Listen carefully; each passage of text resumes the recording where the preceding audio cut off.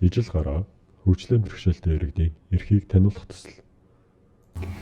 Сайн байцгаана уу? Криминал радио 107-оос мэдчилж байна. Бидний санаачлан хэрэгжүүлж байгаа ижил гараа нэртэй төслийн маань дараагийн ярилцлагын дугаар та бүхэнд хүрэхэд бэлэн боллоо. Энэ удаагийн ярилцлагаар дид бүтцийн хүртээмж гэсэн сэдвийг хөндөнд ярилцах болно. Хөтлөгчөөр Тэргэл миний бие болон Мегмар Сүрнарвал оролцож байна. Тэгэд энэ удаагийн зочноор Нямочор ах маань хүрэлцэн ирсэн байгаа. Та өөрийгөө бүрэн танилцуулаад өгөөрэй. За, сайн байна уу? Наа Нямочор гэдэг. За, би түгээмэл хөгжил төв дээр дид бүтцийн хүртээмжийн үнэлгээ хариуцсан ажилтан. За, миний бэрхшээлийн хэлбэр бол хүзүүн усны гэмтэлтэй. Одоо гэмтээд 10 жил болж байна. Урд манай сурвалжлага дээр бас оролцож байсан байна. Хадаа хаадаг. Өнөөдөр мэт хөгжмөлтэй юм. Нийгмийн олзай хэдүүлэн байна. Та хад байна. Ингээд дид бүтцээр шалгаад нийгмийн олзай байна. Хэдүүлээд тийм мэдээлэл байгаа. Тийм. Ер нь бол одоо хэдэн жилийн өмнөхийг бодвол те одоогоос нэг дор хаяж 4-5 жилийн өмнөхийг бодох юм бол яг нааг одоо гэмтгээс өмнөх одоо үеийг ингээд тооцох юм бол би жишээлхэд ингээд гэмтгээс өмнө хөгжлийн бэрхшээлтэй иргэдийг одоо годамжаар явж байгаа тэр бол харж байгаагүй. Яг хөгжлийн бэрхшээлтэй хүн яг ямар хүн байдгийг ч би мэдэхгүй. Тийм л залуу явсан. Тэгээд юу яаж ингээд энэ зүйлээс ингээд хараад үзэхэд бол тухайн үеийн байдал те өнөөгийн нөхцөл байдлыг авч үзэх юм бол харьцуулаад авч үзэх юм бол харьцангуй хөгжлийн бэрхшээлтэй хүний нийгмийн оролцоо харьцангуй дээшилсэн. Улсаар эх орны төвшөнд бол хөгжлийн бэрхшээлтэй иргэдийн хэрэгцээ шаардлагын талаар бас тодорхой хэмжээнд бас ярьдаг болсон байна. Харин нөгөө талаас болвол яг ингээд юм асуулаа штэ те яг хөгжлийн бэрхшээлтэй хүмүүсийн нийгмийн оролцоо хэр зэрэг хангагдж байна вэ те энэ тал дээр байх юм бол яг мэдээч хэрэг бүрэн хангалтаагүй байгаа гэж хэлнэ. Учир нь болохоор бас сайн асуусан те дид бүтцийн хүртээмжийн талаас гэх юм бол мэдээч хэрэг нэг хөгжлийн бэрхшээлтэй янз бүрийн хөгжлийн бэрхшээлтэй те хүмүүс маань энэ нийгмийн харилцаанд орохын тулд хамгийн нэгдүгээр номер 1 зүйл нь нэг гэрээсээ гараад автобусанд суугаад ажил дээр очих, сургууль дээр очих гэх мэтчлээ. Энэ нийгмийн харилцааны эхлэл нь болохоор ерөөсөө дид бүтцийн анхдагч нэг хүртээмжийн асуудлууд байдаг учраас бол мэдээж хэрэг Улаанбаатар хот маань одоо нийслэл хот маань те дид бүтцийн хүртээмжийн талаар бол яг бүрэн бол хүртээмжтэй те одоо хүндээ ээлтэй хөгжлийн бэрхшээлтэй хүн тэгээ бусад хүнд ч гэсэн ээлтэй байж чадахгүй л байна. Хөгжлийн бэрхшээлтэй хүний эрхийн тухай хууль дээр нэг юм зүйл залтайсан л да. Нийтийн тээврээр зорчих, дид бүтэц, орон сууц, олон нийтийн барилга байгууламжид саадгүй хүрэх нийтийн тээврийн хэрэгслэр чөлөөтэй зорчих нөхцөлийг бүрдүүлээгүй байх явдлыг энэ нь өөрөө тэр хүмүүсийг ялгарлан гадуурхаж байгаа хэрэг юм аа. Энэ нь өөрөө ялгарлан гадуурхалт юм аа гэсэн тодорхойлолт байсан. Тэгэд энээс харахад нийгэм иргэд өөрсдөө анзаарахгүйгээр ялгарлан гадуурхалтыг үлдээд байна гэж ойлгож болох уу? Тэгээ ер нь бол нэг талаар бас тэгж ойлгож болно л да. Яг тухайн бүтээн байгуулалтыг хийж байгаа те үйлчлэгээ үзүүлж байгаа хүмүүст бол шууд буруу өгч болохгүй гэж би бол хувьдаа боддог. Яг тэгэхээр нөгөө хөгжлийн бэрхшээлтэй хүний хэрэгцээ шаардлагын талаар энэ нийгэм чи өөрөө тэр бүр сайн мэдэхгүй ойлгохгүй байгаад байгаа. Энэ зүйлээс ингээ хандлагын зүйлээс ингээд эхлэхээр ерөөсөө өөрийн мэдлэгөө тухайн хүн чинь одоо за хөгжлийн бэрхшээлтэй хүнд зориулж одоо гадна шатны налуу зам хийлээ огцом хийчлээ те тэгэхэд тухайн хүн маань хөгжлийн бэрхшээлтэй хүн ойлгох мэдлэггүйгээс болоод огцом байдлаар стандарт бус хийгээд байгаа байхгүй. Тэгснээс бол за нэг тэрэгцтэй хүн явах юм чинь энийг нэг унгаад алчий гэсэн бодолтойгоор хүн хийгээгүй л тодорхой шүү дээ тийм үстэй. Тэгэл нийтийн тээвэр гэл юу яаж яхад бол яг тулах хөдөлгөөн хэрэгний бэрхшээлтэй хүнтэй сонсгол хэл ярианы бэрхшээлтэй хүнд ямар хэрэгцээ шаардлага байдیں۔ Те ямар тоногдлууд шаардлагатай гэдэг нийтийн тээврийн одоо тэр техникийн үзүүлэлтүүд дээр яг шаардлага нь мэдгүй болохоор тухайн одоо нийтийн тээврийн нийтэд үйлчлэх тэр автобус техник хэрэгслийг оруулж чадахгүй байхгүй бас нэг талаараа. Нөгөө талаараа мэдээч хэрэг үн өртгийн хувьд бол зөрүүтэй байдаг.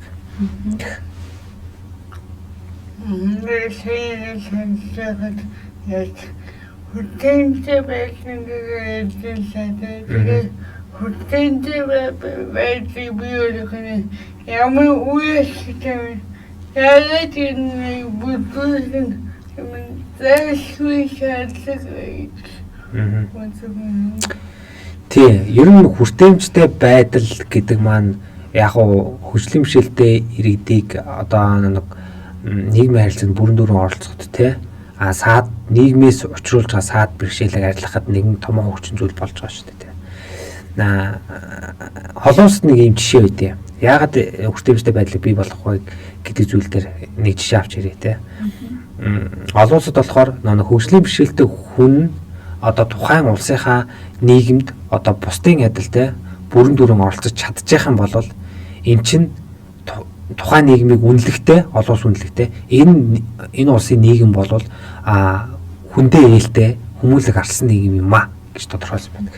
Тэгэхээр ерөөсөл хөгжлийн бишэлтэй хүн чинь энэ годамж талбайгаар саадгүй те аюулгүй зорчиж чадчих юм бол бусад хүмүүстэй адилхан одоо саадгүй хүртээмжтэйгээр зорчиж нийгмийн амьдралдаа бүрэн дүр оролцож байгаа. Тэгэхээр ерөөсөө энэ зөвхөн нэг хүнд хамааралтай зүйл биш болоод хувирчиж байгаа. Зөвхөн нийгмийнхээ индикатор нь хөгжлийн бишэлтэй хүн болж байгаагаас өөрөөр эн чинь зөвхөн хөгжлийн бишэлтэй хүнд хамааралтай зүйл биш байх хэрэгтэй. Тэгэхээр эн чинь нэг нийтийн хэрэгцээ шаардлаганд ингээд хэрэгтэй зүйл байгаа байхгүй. Сурвалжлагын хүрээнд яригдсан өндөгдөжсэн тэр нийтийн тээврийн болон дэд бүтцийн асуудлууд хэд ер нь бол аягүй олон байгаа гэдэг. Тэгээд эдгээр асуудлуудыг шийдвэрлэх гаргалгаа эрэлхийлвэл юу байж болох юм бол? Тэ. Яавал илүү хүртээмжтэй байх бол? Олон зүйл байгаа л да. Ер нь бол ер нь ингээд тэр бүдээс ингээд дурдаад эхлэх юм бол нэгдүгээрт болохоор нийгмийн хандлагыг өөрчлөх те хөгжлийн бишэлтэй хүний хэрэгцээ шаардлагын талаартай нийгэмд ойлгуулах те тэр нөлөөллийг бол тогтмол байнга явуулж явах хэрэгтэй. Нийгэм гэдэг зүйл чинь зөвхөн нэг ингэж нийгэмд одоо мессеж хүргээ те орхичуул ингэ нийгэм ч өөрчлөгдөх зүйл биш байхгүй. Тогтмол олон жилийн хугацаатай тогтмол ингэж хийж одоо ойлголтыг төрүүлж иж эн чинь нийгэм гэдэг зүйл чинь тэр хандлага те соёл гэдэг чинь тэгж удаан хугацаанд өөрчлөгдөх зүйл. За тэгээ цаашлах юм бол хууль эрх зүйн хүрээнд мэдээж хэрэг дүрм журам стандартыг бий болгох ёстой. Монгол улсад тодорхой хэмжээнд бас байдаг. Нөгөө талаас бол ингээд хэд арга бий л дээ. Одоо жишээлхэд хувийн туслах үйлчилгээ те жишээлхэд хувийн туслах үйлчилгээ бол хүн хэлбэрийн хөгжлийн бишэлтэй иргэдийн нийгмийн амьдралд нь ороход те тусалдаг хувийн туслагын үйлчилгээ гэж байгаа. Тэгээд нийтийн үйлчилгээний байгууллагуудтай үйлчилгээний хүртээмж гэдэг зүйлийг бас бий болгох шаардлагатай. Тэгэх юм бол нөгөө нэг хөгжлийн бишэлтэй иргэд маань алдагдсан чадвар дээрээ дэмжлэг үзүүлэгдээд нийгмээс дэмжлэг үзүүлээд ирэхээр яг нөгөө нэг одоо хөгжлийн бишэлгүй те хүмүүстэй адилхан хэмжээнд нийгмийн харилцаанд орох бүрэн боломж нь бүрдэж байгаа юм. Тухайн хөгжлийн бишэлтэй бишэлтэн дэмжлэг үзүүлэлт харилцаагаар асуудал үүсэлээ. Тэгвэл одоосын жилээс тухайн дэд бүтцийн хүчний дараа хэрхэн авч үзсэн байдаг ямар хэмжээ авснаа энэ хүчний хайдаг ба. Яг олон улсад бол мэдээж хэрэг хууль тогтоомжийн хувьд бол маш тэгж нэг одоо аж ахуй олон нийтийн үйлчилгээний байгууллага те аж ахуй нэгж барилга байгууламжийг одоо хариуцдаг одоо бизнес эрхэлдэг тэр хүмүүст маш олон хуулийн одоо зүйлээр те зүйл заалтаар хөнгөлөлт урамшуулал те бас боломжийг олгож өгч байдаг. Одоо жишээлбэл Япон улсад гэхэд бол хүртээмжтэй орчныг бий болгох юм бол те тухайн одоо бизнес эрхэлж байгаа компани те одоо хөгжлийн бэрхшээлтэй иргэдэг авах юм бол жишээлбэл те тухайн компани нь тодорхой хэмжээний татвараас ингээд хөнгөлөгдөж байдаг. Жишээлбэл одоо Япон улсад чинь газрын татвар гэдэг бол бас өндөр байдаг те. Тэгэх юм бол хүртээмжтэй орчныг бий болгоод саад хүртээмжтэй орчныг бий болгонгуудаа хөгжлийн бэрхшээлтэй иргэдэг ажилд авах жишээний тэдгээр зүйлсүүдийг ингээд хууль заасан тэр зүйлсүүдийг ингээд биелүүлвэл тодорхой хэмжээний татврын хөнгөлөлт газрын татврын хөнгөлөлт ч юм уу ингээд төрөөс нөгөө нэг байгууллагуудыг чинь ингээд ачаалалгүйгээр ингээд дэмжиж өгдөг. Тийм баг. Нөгөө хөгжлийн бэрхшээлтэй иргэдтэй биш тэдгэрийг нийгмийн оролцоог нь хангах шаардлагатай байгаа аж ахуйн нэгжүүд рүү хандаж үйл ажиллагаа хийж байгаа гэсэн үг шүү дээ. Бас нэг юм байсан нүг хөгжлийн бэрхшээлтэй иргэн авч ажилуулдаг бол нөгөө албан татвараас бас чөлөөлөгддөг. Хуулийн зохицуулалт Монголд бас байдгийм мэлээ. Тэгээд энийгээ бас аж ахуйн нэгжүүд маань өөрсдөө мэдэхгүй улмаас хэрэгжүүлж чадахгүй гэх юм уу? Одоо яг наад зүйл дээр ч юм бол ингэдэг байхгүй юу? Хөгжлийн бэрхшээлтэй хүний хэрвээ одоо хуулийн дээр байгаа шүү дээ. 25 хүний тутмын нэгт одоо 25 буюу түүнээс дээш ажилтнтай 25 хүний нэгт болохоор хөгжлийн бэрхшээлтэй хүнийг авч ажилуулна гэдэг хөдөлмөрийн тухай хууль дээр байгаад. За ажилуулах юм бол тухайн хүнийг одоо 12 сар те 12-аас сараас бага доошгүй хугацаагаар ажилуулсан тохиолдолд тухайн хүнд олгож байсан цалингийн те одоо хэмжээг одоо 12 дахин нэмэгдүүлсэн ч юм уу те тухайн тодорхой хэмжээний татврын хөнгөлөлтүүд ч юм уу те тэгж улсаас бол хөнгөлдөг. Ер нь бол хууль эрх зүй Монгол улсын хэмжээнд ингээ ярих юм бол хөгжлийн бэрхшээлтэй иргэдийн чиглэлээр одоо гарч байгаа хууль эрх зүйнүүдэд олон улсаас бол нэг дутаад байгаа юм байхгүй. Харин яагаад нөгөө байгууллагууд ч хөгжлийн бэрхшээлтэй иргэдэг авч ажилуулах те юу яах сонирхол нь жоохон бага байна вэ гэхээр нэгдүгээрт хөгжлийн бэрхшээлтэй хүн одоо тухайн одоо ажлын байран дээр юу ах та нөгөө ажиллахдаа нөгөө хамт олон аж ахуйн нэгжийн хамт олонтой нөгөө ойлголтын одоо нөгөө хөгжлийн бэрхшээлтэй иргэдтэй харилцахтай хөгжлийн бэрхшээлтэй хүний хэрэгцээ шаардлагыг ойлгох тийм нөгөө харилцааны асуудлууд ойлгодгүй улмаас бас харилцааны асуудал зөрүүтэй байдлуудаас гараад байдаг. Нэгт хоёрт болохоор нөгөө хөгжлийн бэрхшээлтэй иргэдэг авч ажилуулахдаа нөгөө тухайн тохируулгатай ажлын байр бас бэлдэх шаардлага үүсдэг. Тэгэхээр нөгөө жижиг дунд үйлдвэрлэлийг эрхэлж байгаа тэр компаниуд маань тийм санхүү гаргаад ч юм уу те ажлын байраа засварлаа тухайн хүнийг ажилуулах нөхцөл болцоо хомс байдаг учраас ер нь бол бараг торгуулаа төлөөд явсан дээр гэж бас авч үзэх тийм тал бас бий. Дид бүтцийн хүртээмжийн тухай ингээд уншиж байхад түгээмэл загвар гэсэн нэр томьёо нэлээд ажиглагдчихсэн. Тэгээ түгээмэл загвар гэдэг нь яг ямар ойлголт юм бэ? Түгээмэл загвараар хийгдсэн дотоод болон гадаад заслын жишээнүүд юу гэдэм бол? Одоо байна л да. Сүүлийн үед дэлхийн нийтээрээ universal design буюу түгээмэл загвар гэдэг монголоор орчуулдаг байгаа. Тэрийг энэ үзэл баримтлалыг ерөнхийдөө айгүй их авч үзэж байгаа. За энэ яг яаж байгаа юм бэ гэхээр ерөөсөө тухайн дэд бүтэц барилга байгууламжийг те хэн бүтээж байгаа ерөөсөө ер нь л энэ барилга байгууламж дэд бүтцийг хэн зориулж бүтээгдэж байгаа хүнд зориулж бүтээгдэж байгаа байхгүй. Тэгэхээр энэ нийгмээс гадуурхалтгүйгээр хөгжлийн бэрхшээлтэй хүн ч гэсэн тухайн одоо барилга байгууламж дэд бүтцээр ингээд зорчих те үйлчлүүлэхэд тухайн хөгжлийн бэрхшээлтэй хүн ч гэсэн саадгүй үйлчлүүлэг. Үүнээс гадна наа чи нөө нийгмийн олон давхрах байгаа шүү дээ те. Өндөр нас ялгаатай хүмүүс байгаа шүү дээ. Өндөр настай хүн байна. Төр зур гэмтэж бичсэн хүн байна. Хүүхдэд төрсэн эмэгтэй, эрэгтэй, жирэмсэн их хүүхэд гэх мэтчлээ. Энэ олон хүмүүс чинь бас тухайн барилга байгууламж дэд бүтцээр аюулгүй саадгүй үйлчлүүлэх хэрэгтэй байхгүй. Тэгэхээр нөгөө нэг энэ дэд бүтцийн хүртээмж түгээмэл загвар гэдэг чинь бүх нийтэд зориулагдсан үзэл баримтлал байгаа байхгүй. Энүүгээрээ л илүү өргөн цар хүрээдэг гэсэн үг. зөвхөн тусгайлан хөгжлийн бэрхшээлтэй иргэд зорчих зам гэхээсээ илүү хөгжлийн бэрхшээлтэйч бай, хүүхдч бай. Бүр ингээд бүх хүмүүс зорчих боломжтой, эсвэл хэрэглэх боломжтой тийм загварууд гэсэн үг. Тий. Одоо жишээлбэл ийм байна л да. Барилга байгууламж одоо тод нэг классик жишээ байна шүү дээ. Одоо налуу зам одоо тий.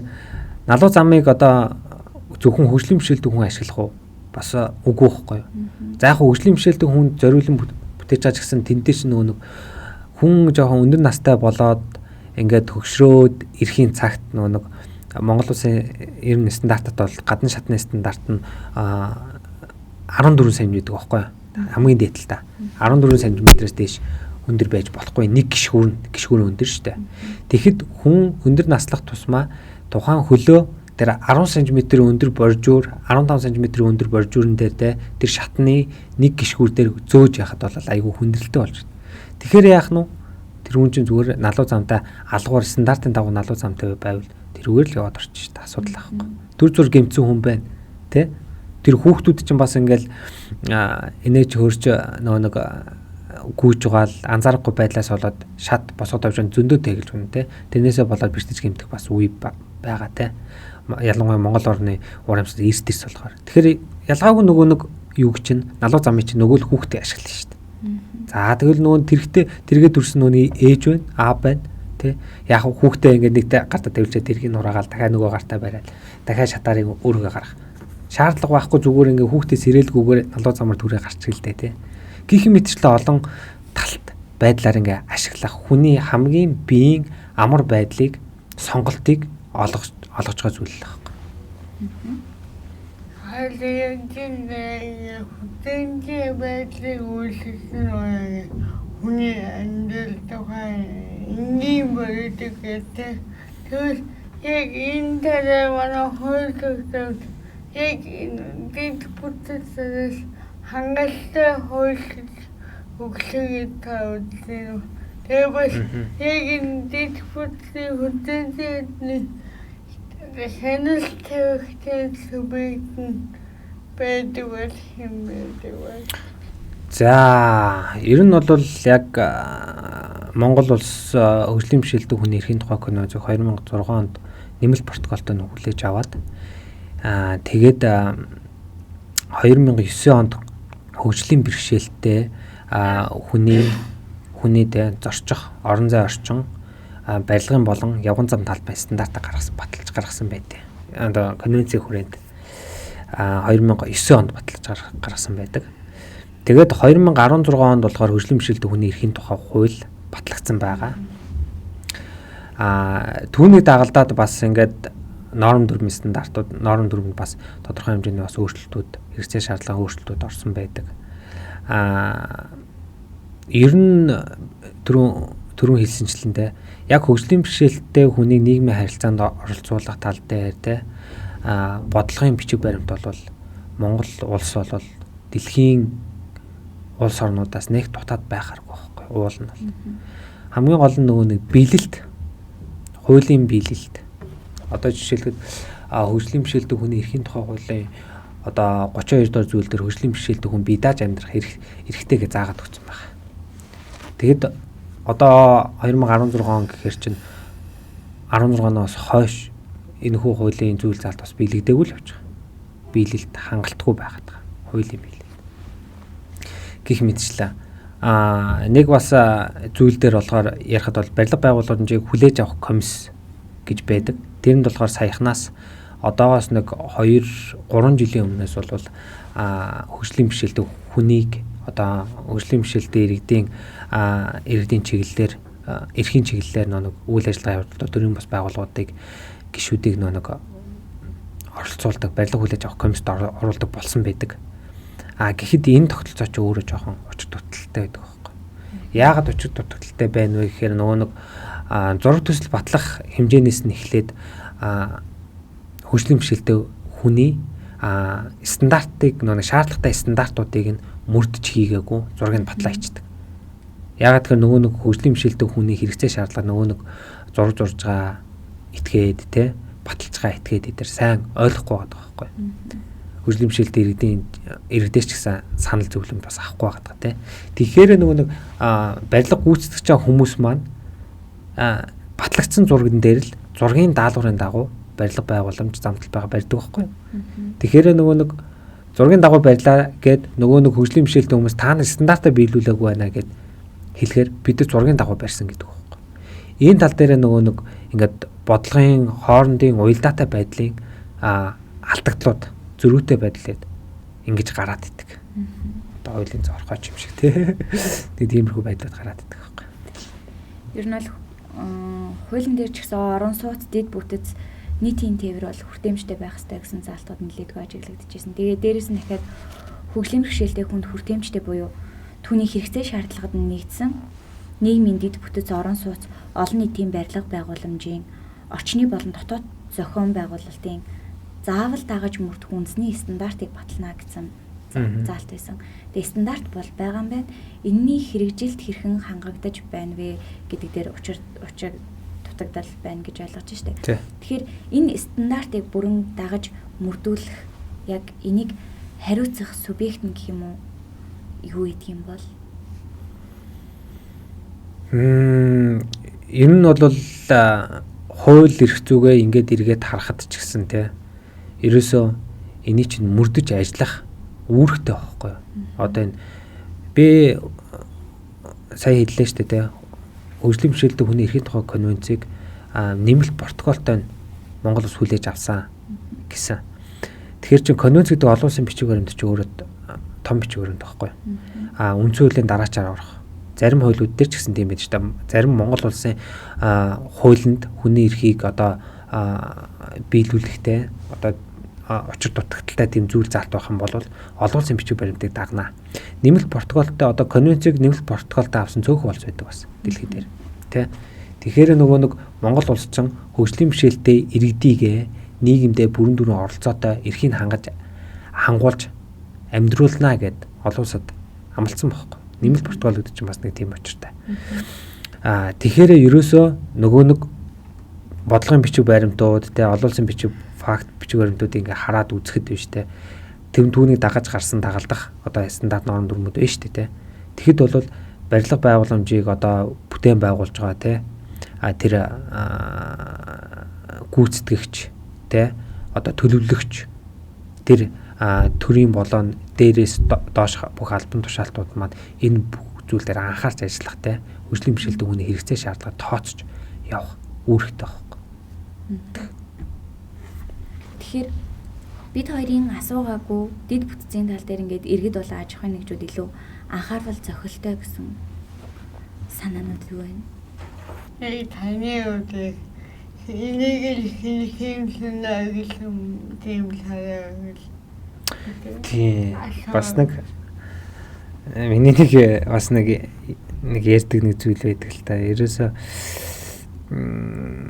бүтээн байгуулагч энэ инженер, техникийн ажилчид те тэдгээр маань ингээд ерөнхийдөө барилгачлалт ерөнхийдөө жилээс жил ингээ өргөжөөл Улаанбаатар хот өргөжөөл ингээ тэлж штэ янз бүрийн барилга байгууламжууд ингээ баригдаж байна. Тэгэхэд бол янз бүрийн давхруудтай те. Тэгэхэд бол 5 хүртэлх давхарт лифт тавихгүй гэдэг байхгүй юу?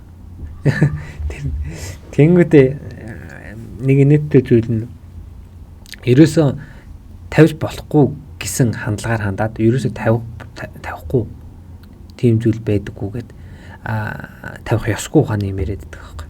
Тэгтээ бол яс үн дээр болгоно нэг хүний эрхээ ингээ бодоод юу хахад бол 2 давхартж байсан тодорхой хэмжээний давхар хооронд зорчих. Тэгээ хүний хэрэгцээ байгаа шүү дээ, тэ. Давхар хооронд зорчих тэр боломжийг хангах хэрэгтэй байхгүй. Яг үйл хэрэгцээ байна. Тэгэхэд нэг нийттэй зүйл нь болохоор энэ ер нь манайхан чи ингээл одоо 2 том хөрштэй те барилга байгууламжийг бүтээн байгуулахдаа замтал багтаа бүтээн байгуулахдаа ер нь тэгэл Оросын норм дүрм стандартаар жишээг аваал те явдаг эттэйхаас ч гэсэн те тэгээд юу хахад айл үжээ бидний өмнөх те тэр нөө экспертүүд маань зүгээр нэг тодорхойлт гаргасан байгаа байхгүй юу 5 хүртэх давхарт давхарт техник эдийн засгийн үндэслэлээр 5 хүртэлх давхарт лифт тавих нь эдийн засгийн хувьд үр ашиггүй юм аа гэж зүгээр тийм нэг тодорхойлол байдаг байхгүй зүгээр эдийн засгийн хувьд бол ашиггүй. Тэр нь одоо үе үйлэрч ингэж явсаар хагаад нөгөө нэг нийгэмдээ юу гэж ойлгогдсон байдаг гэхээр 5 хүртэлх давхарт лифт тавьдаггүй гэж ойлгогдсон. Тэгэхэд чинь нөгөө өндөр настай хүн байна, хөгжлийн бишээлтэй хүн байна, 5 давхарт ч амьдарч болно. Эсвэл 1 давхарт ч амьдарч болно, 3 давхарт ч амьдарч болно шүү дээ, тий. Нэг тийм би өөрөө яг нөгөө нэг инженерийн чиглэлээр сурсан тийм хүн болохоор ингээд гадна талбай, зам талбай болоод барилга байгууламж айгүй их анзаардаг байхгүй. Миний ажил мэргэжилтэй ч холбоотой болоод ч тийм. Тэгээд ерөөсө Монгол орны цаг уурын нөхцөл байдлаас болоод ч юм уу юу яадаг л да. Дотроо ингээд нэг 4-5 шаттай гадна айгүй гоё налуу зам хийгээл ингээ айгүй гоё зогсоол гоё төлөвлөлцсөн ирнэ. Орцоор оронгуудаа дотроо шаттай байдаг байхгүй. Тэгэхээр нөгөө нэг хүртээмжтэй орчныг бий болгоно гэдэг чинь нөгөө нэг хоорондоо маш уялдаа холбоотой байх шаардлагатай байдаг байхгүй. Тэгэхээр нөгөө нэг байхгүй нөгөө 3 шатж байсан, 4 шатж байсан, 1 шатж байсан нөгөө нэг тулах хэрэгтний бишээлтэй хүн тэ дундаа тэрэгцтэй хүн чинь орч чадах болчих. Тэгэхээр чи нөгөө хүртээмжтэй орчныг бий болгоно гэсэн зүйл чинь ингээ алдагдчихдаг байхгүй. Тэгэхээр энэ зүйл дээр хүмүүс мэдээж хэрэг мэдлэг ойлголт дутдаг нэг хөгжлийн бишэлийн талаарх мэдлэг ойлголт дутмаг байдаг болоод ингэж хийдэг байх та гэсэн бодолтой л байдаг. Ядтал зүгээр тэр нэг 5хан шатаа гаргангуудаа сайхан налууга төлөвлөлөд өгч яага болдгоо юм те. Одоо тэгэл архитектурын айгүй гоё шийдлүүд ингээл гадаад оронд ингээл зөндөөл байдаг шүү дээ. Одоо жишээлгээд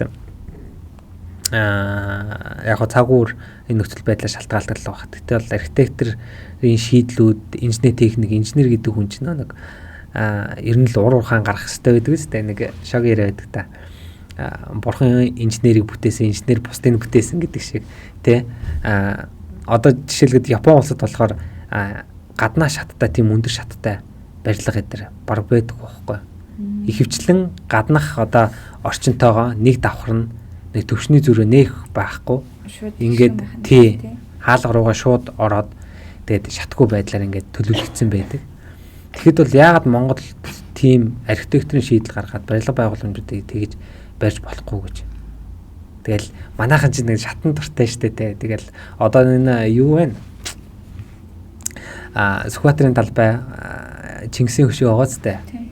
Асар өндөр шаттай. Тэгэл нөгөө нэг манайханд чинь баяр ёслол, наадам, тэгэл хорим ёслолын үйл ажиллагаа болоход яадаггүй. Газ очих газар хүндлэгэл үзүүлэх газар Чингис хааны хөшөөний өмнөх штэ те. Тэгэл хөшөөнийхөө өмнө очил сайхан би ч гэсэн сайхан зураг авахгүй мөр штэ те. Үнтэй гэрэлчээд те. Хөрмийнхаа зураг яагаад би тэр хааныхаа дэргэд хааны хөшөөний дэргэд авчиад зураг авахгүй болохгүй. Тэгэхэд нөгөө нэг өндөр нөгөө нэг айгүй нэг тэнгэрийн шат шиг те. Девачингийн шат шиг. Ясан дээр бол девачинлог хүрэгдчихсэн би тэр гизтэйгээ явлаа гэхэд девачин ч шатгүй байдлаар наа хүдэж авах ёстой байхгүй. Хүний сайн сайхан жаргалын төлөө гэж яах юм бол те. Тэгэхэд бол ясан дээр бол эн чинь нөгөө нэг иргэнийгээ ингээд одоо бүтээн байгуулж байгаа хүмүүс маань нэг хүнийг ч гэсэн хойно орхиод байгаа байхгүй. Тэгэхэд чинь нөгөө нэг хүмүүлэг ардлан нийгэм гэдгийг яс суртахуунда нийцгүй байгаа нэг шинж байгаад байгаа байхгүй. Нэг тиймэрхүү зүйлс байна. Одоо ер нь бол бэрхшээлүүд аягүй олон төрөл байгаа шүү дээ. Толгойн эрхтний бэрхшээл, сонсгол, хараа, аюуны гэд тэ. Ер нь бол ингээд толгойн эрхтний бэрхшээлтэй хүн тэрэгцрийн хүрээнд ингээд зам, шат гэж зөндөө хөндөгдөж юм л доо. Хараагүй хүмүүсийн хувьд одоо гудам явган хүний замаар гол нь нөгөө ингээд тэмцэх зориулттай зам байдаг шүү дээ. Тийм тэгтэл нөхцөлсөн. Ажиглаж байхад байгууллагууд руу ороод ядаж төрийн үйлчилгээний байгууллагууд руу ороход хараагүй хүн ороод хаашаа явахыг нь заах байгууллага дотроо тийм зам байх уг нь бол стандарт байгаа тий. Тэгээ стандартаар бол нөгөө нэг хөтөж автан төлөвлөх ёстой гэд заагаад өгсөн байдаг. Тийм тэгээд харааны бэрхшээлтэй хүмүүс бол бас нэг талаараа надад ч гэсэн харааны бэрхшээлтэй танил зөндөөл байгаа л да. Тэгээд нөгөө нэг айгүй их айдас ихтэй нөгөө нэг олон давтамжтайгаар өдөр болго явдаг замаараа бол явцдаг.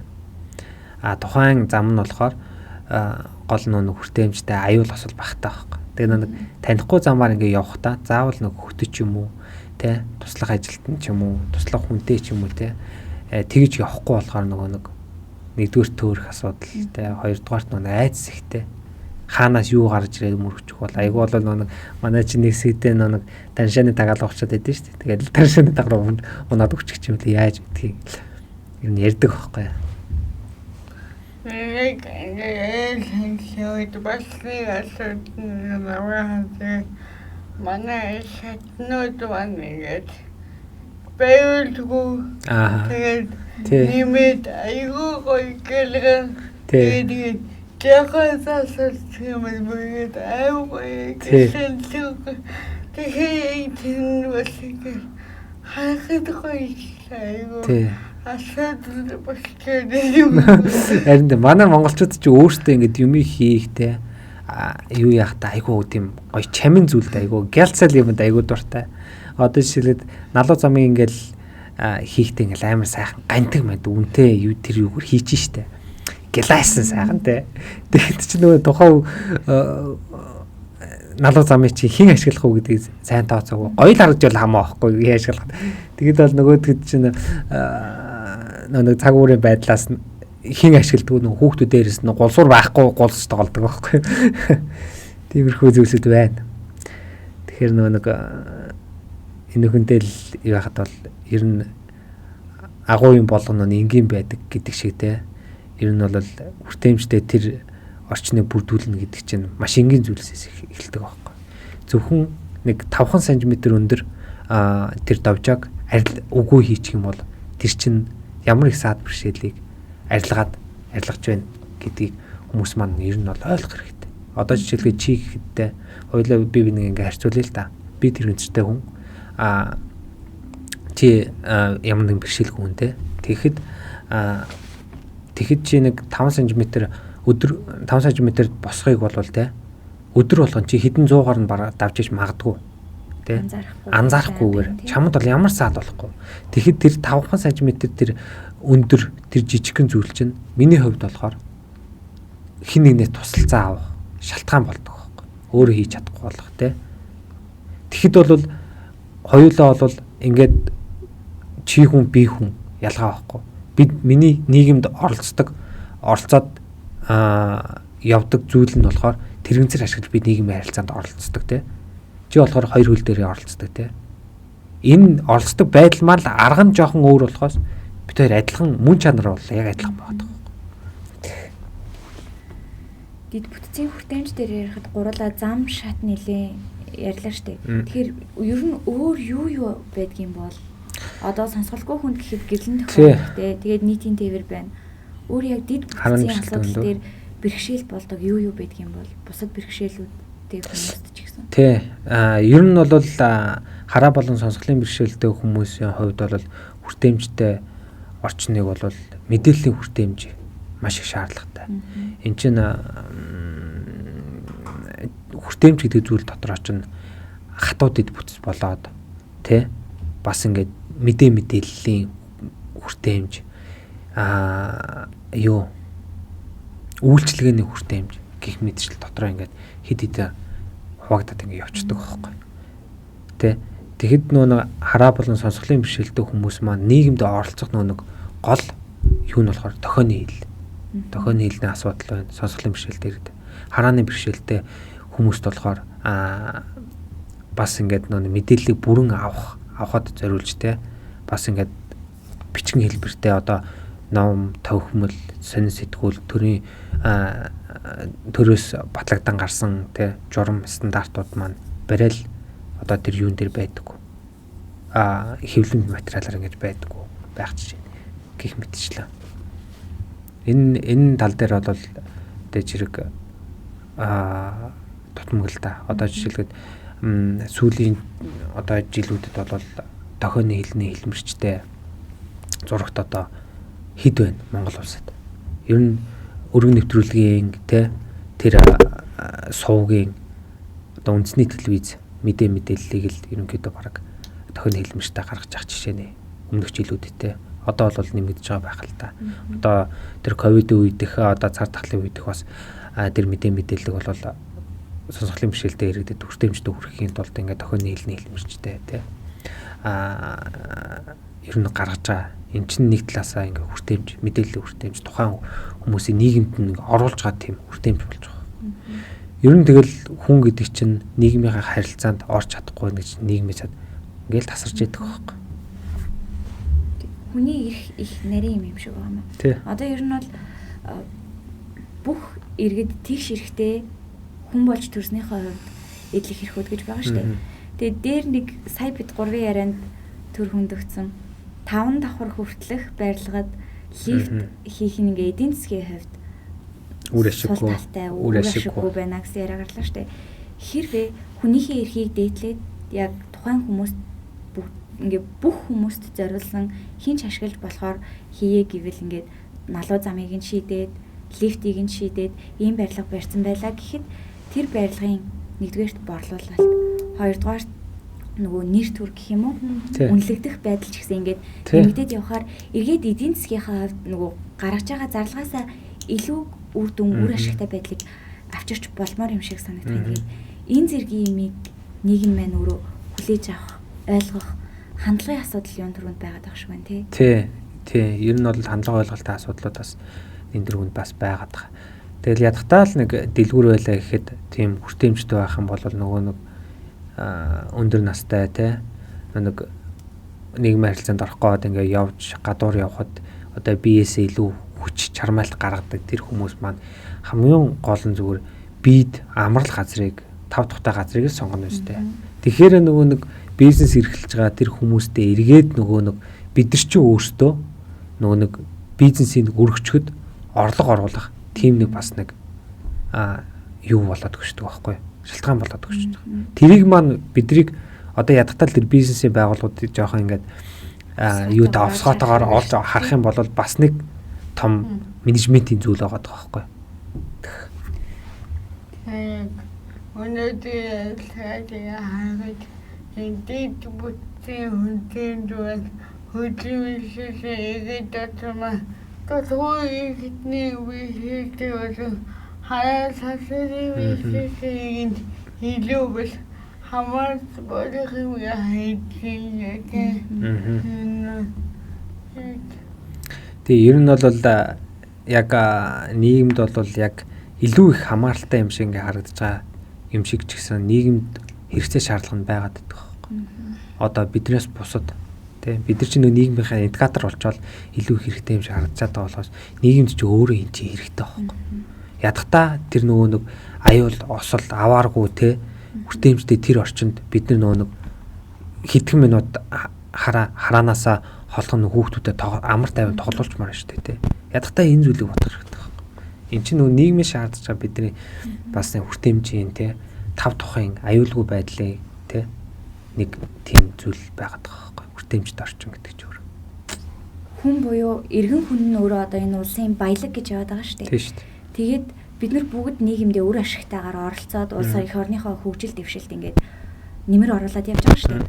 Тэгээд тэгэхээр сая бизнесийн байгууллагын хүрээнд гэхэд ингээд бүх нийтэд түгээмэл загвараар ашиглагдах юм барилга байгууламж байх юм бол өөрсдийнх нь санхуд нэгдүгээр нэмэртэй байна. Хоёрдугаарт улс энэ талаар дэмжиж өгөх юм бол хөгжлийн бэрхшээлтэй иргэдийн оролцоо хязгаарлагдахгүйгээр энэ хүмүүсийн оролцоо илүү нэмэгдснээр бидний нөгөө ашиглаж чадахгүй байгаа, олж харахгүй байгаа авьяас, чадвар тэр бүгд хэрэглэгдээд улсын маань хөгжил бас нэмэр оруулах. Тэгээ ийм том үнэт бас байна шүү дээ. Одоо жишээлбэл би өөр дөр ингэж жишээ аваад үзэхэд бол хөгжлийн бэрхшээлтэй иргэд чинь нийгэмдээ ингэж оролцоод ирэхин цагт ингээд нийгэмдээ бас бустай адил баялаг бүтээгч болох боломжтой байхгүй.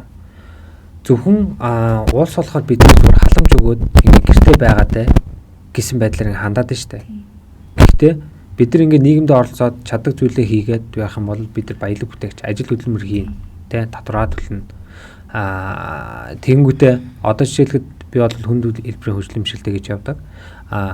Тэгэхэд би одоо ганцаар амьдарч байгаа те хэрхэн яаж ганцаар амьдарч байна вэ гэхээр ерөөсөө хувийн туслахын үйлчлэгээ авч байгаа. Тэгэхэд надад өдөрт бол 2-3 хүн дор хаяж хамгийн багадаа 5-8 цагийн ажил хийдэг, над дээр ажилдаг гэсэн үг. Яагаад гэвэл миний нийгэмд оролцох нэг хүчин зүйл нь болохоор хувийн туслахын үйлчлэгээ байхгүй. Миний хийж чадахгүй зүйл дээр тусалж байгаа. тий. Тийм болохоор нөгөө нэг би ингээд хүн ажиллаж байгаа юм чинь над миний ард 3 хүн ажлын байрт олчих жоохгүй цагаар цагийн ажил хийж байгаа.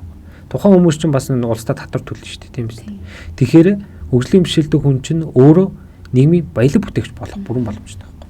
Зүгээр нэг халамж аваад ингээд гэртээ ингээд зүгээр халамжийн мөнгөөр ингээд хүлээгээд те за уулс надаа хизээ мөнгөх бол гэж хүлээж яхаар тэр хүн чинь нэгдүгээрт ажил хөдөлмөр хийгээд ирэхин цаг тухайн хүний нийгмийн одоо те доод давхрууд байсан бол ядахта нийгмийн давхрыг ахих те санхүүгийн бололцоотой болж санхүүгийн чадамжтай болно те. Тэгэхээр нөгөө нэг улс даяар тэр чинь нөгөө нэг ингэж нийгмийн хөгжлийн бишэлтэй иргэд маань ингээ ажил хөдөлмөр хийгээд ирэх юм бол энэ чинь нөгөө нийгмийн эдийн засгийн хувьд болохоор улстай бас ашигтай болчих жоох. Тэгээд би бас ажлын байрыг бий болгочихж байна. Тэгэхээр улс чинь өөр эргээд тэр чинь ашигтай болоод өршиж байгаа юм. Тэгээд энэ бүх ярианаас дүгнэхэд бол хүний эрхийг дээдлэн хүний эрхийг хангана гэдэг маань нэгдүгээрт ингээд суур зарчим гэж явж байгаа. Энэ яагаад гэдгийг бид нар ухамсарлуулах зүгээр юм шиг байна. Зүгээр ингээд энэ хүмүүсийг халамжлах ёстой болохоор бүгд тэгш байх ёстой болохоор биш аль болох хүн болгоны давуу байдлыг илтгэж гаргаад хүн болгоны үр бүтээлтэй байдлыг ингээд нийгэмдээ шингээж чаддаг тийм нийгэм байвал зөвхөн ингээд сайн сайхан юм хийж байгаа гэдэг үүднээсээ биш өөрсдийнхөө бас хөгжил дэвшил цаашдаа ирээдүйд эргээр нөлөөлж байгаа гэдгийг маань нийгэм, иргэд, аж ахуйн нэгжүүд, бизнес эрхлэгчид, тэ хууль тогтоогчид бүгд ухамсарлаж байвал энэ ерөөсөө хүний эрх болохоор энэ хүмүүсийг дэмжиж байна гэхээсээ илүү энэ угаасаа л байх ёстой зүйл гэдгийг сайн ойлгох нь чухал юм шиг байна. Хүний эрх чанар гэдэг нь ард үзэн манай Тэ. Яг тийм хүний эрхэм зэрэг нандин чанар гэж байдсан шүү дээ. Нөгөө нэг зүрлэл байдаг да боддын шашин нэг зүрлэл байдаг да. Хүний амийг олж төрнө гэдэг маань өөрөө зүүн үзүүр дээр ширхэг будаа тогтсонтой ижил тийм том аз завшаан гэж ярьдаг те.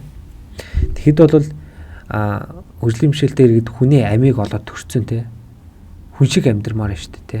Тэгэхэд яагаад тэр хүмүүс гэрээсэж гарахгүй хүн гэдэг утга учраа ойлгохгүй юу хүсч мөрөөдөд юунд хүрч чадхаа мэдэхгүй те. Өөрөө чи юу хийж чадхаа мэдэхгүй зүгээр л одоо муухайгаар хэлэх юм бол зүгээр гэртээ зүгээр цонхон дээр байдаг ургамал шиг ингэж амьдрах гэдэг чи айгүй тийм харамсалтай зүйл байхгүй. Хайрын зүйл байхгүй. Тэр хүн ч гэсэн хөгжлийн бишэлтэй хүн ч гэсэн яг бусдын адил те дурламаар байна. Тэг хүний мэдэрдэг зүйлийг мэдрэх хэрэгтэй шүү дээ. Гуниглмаар байна. Яад нэг хүн дурлцаад хаягдаг л дээ. Тэ алдаж оног л дээ. Тэрэн дээрээ суралцгал дээ. Тэгжээж нөө хүн гэдэг чинь нөө унаж хүн ойлж хүн болдог. Яаж хэлээ? Дуусгачаад хараг. Яаж унаж адуу бол морь малтай холбоотой хүлэг болдог. Юу яаж хүлэг болдог вэ? Мартчихлаа. Нэг лаг зүрлэх гэсэн чи. Тэрний адил ерөөсөө хүн гэдэг чинь алдаа оноон дээрээс суралцааж амьдралын сайхан муухай одоо нэг зовлон гэж үг бол жаргал гэж байдаг уу? Жаргал гэж үг бол зовлон гэж юу юм бэ гэдэг шиг ерөөсөө ингээд тэр зүйлийг мэдчихэж хүн гэдэг яг бүрэн яг утга учраа ойлгох хэрэгтэй байхгүй. Та нар ч гэсэн тэгэл баяртай гунатай сайхан там муухантай өдрүүд ингээд сүлдчил явж байгаа үстэй те. Тэгэхэд бол нөгөө нэг хөгжлийн бишэлтэй гэртээ хэвтэж байгаа те. Хүн тэр дундаа хүн дэлбэрийн хөгжлийн бишэлтэй хүмүүс чинь ерөөсөө ингээд өдөр хоног нэгэн хэвэн өнгөрдөг юм шиг те. Гадуур юу болж байгаа нь те. Сайн мэдэхгүй. Ядахта гараад ингээд талхны үнэч мэдэхгүй байна гэдэг чинь энэ чинь харамсалтай зүйл байхгүй. За баярлалаа. Өнөөдрийн минь ярилцлага ингээд ер нь бол өндөрлөж байна. Бидний урилгыг хүлээж аваад энэ ирээд яриа хийж өгсөн танд маш их баярлалаа. За өрсөндөө баярлалаа. За. Тэгээд хүн бүрд тэгш хүний эрхийг дээдэлсэн ийм нийгмийг бүтээхийн төлөө хамтдаа хичээцгээе. За.